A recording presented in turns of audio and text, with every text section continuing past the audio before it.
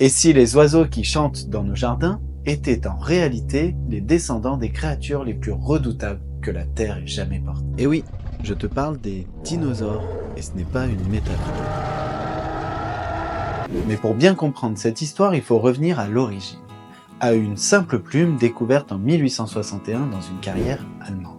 Elle semblait presque moderne, seulement elle était piégée dans la pierre depuis plus de 150 millions d'années. Cette plume appartenait à une créature mythique de la paléontologie, l'Archaeopteryx lithographica, un dinosaure à plumes de la taille d'un corbeau qui mêlait les traits d'un oiseau et ceux d'un dinosaure, une véritable chimère vivante emblème des transitions évolutives défendues par Darwin. Mais cette plume, pourtant si célèbre, a longtemps été au cœur des débats. Était-elle celle d'un Archaeopteryx? Une étude de 2019 a semé le doute. Aujourd'hui, grâce aux travaux de Ryan Carney et de son équipe, le mystère semble résolu. Avec des analyses poussées, des reconstructions 3D et même la cartographie précise des fossiles voisins, Carney a démontré que cette plume provenait bien de l'aile gauche d'Archaeopteryx, une plume noire, rigide, essentielle au vol. Une plume qui relie donc le passé au présent. Pendant des décennies, les scientifiques soupçonnaient déjà que les oiseaux descendaient des dinosaures.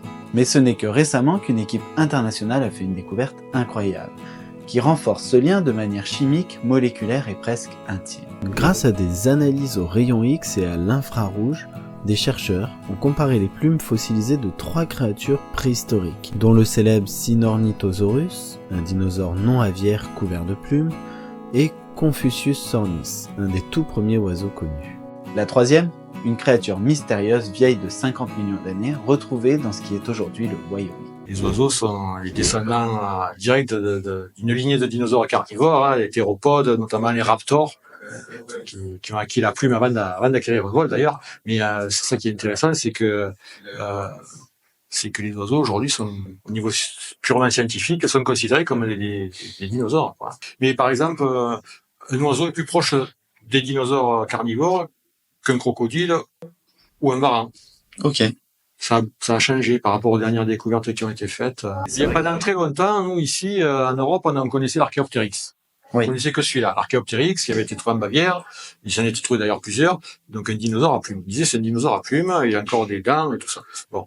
Et après, notamment en Chine, il y a beaucoup, dans la Chine, ils ont des très beaux gisements où ils ont trouvé beaucoup de dinosaures avec des plumes.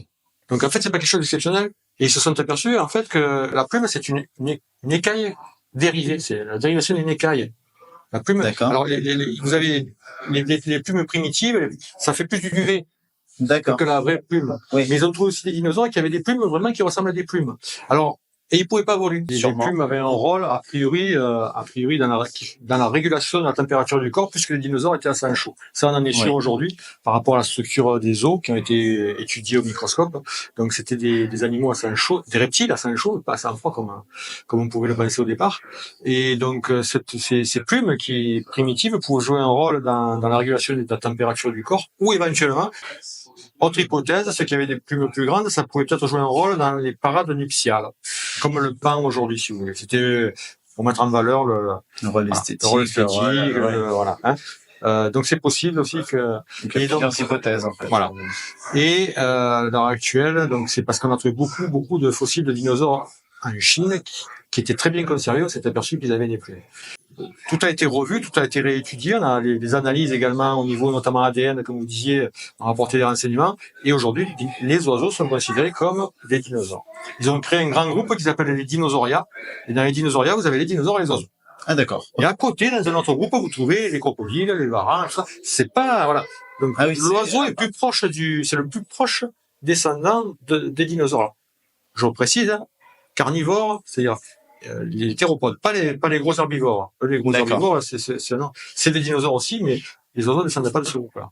Ce qu'ils pensaient être des résidus transformés étaient en fait des vestiges authentiques, et cela change tout. Les chercheurs ont ensuite comparé ces plumes fossilisées à celles d'oiseaux modernes, comme le diamant mandarin. Résultat, même structure, même composition, même histoire chimique. C'est comme si, depuis 125 millions d'années, un message avait traversé les âges, enfoui dans les fossiles et maintenant déchiffré. Cette nouvelle étude a montré que les plumes des dinosaures contenaient une protéine qu'on retrouve encore chez les oiseaux d'aujourd'hui, la bêta-kératine, ou plus précisément les CBP, les protéines bêta-cornées. Ce sont ces molécules qui rendent les plumes solides et légères, idéales pour le vol chez les oiseaux actuels. Avant cette étude, on pensait que les plumes des dinosaures étaient faites d'autres protéines dites alpha. Mais non, c'est bien ces bêta-kératines qui sont là depuis le début. Elles ont survécu à travers les âges et ont été conservées pendant des centaines de millions d'années. Tiffany Slater, paléobiologiste et autrice principale de cette étude, résume ça simplement. La chimie des plumes modernes est bien plus ancienne qu'on ne le croyait.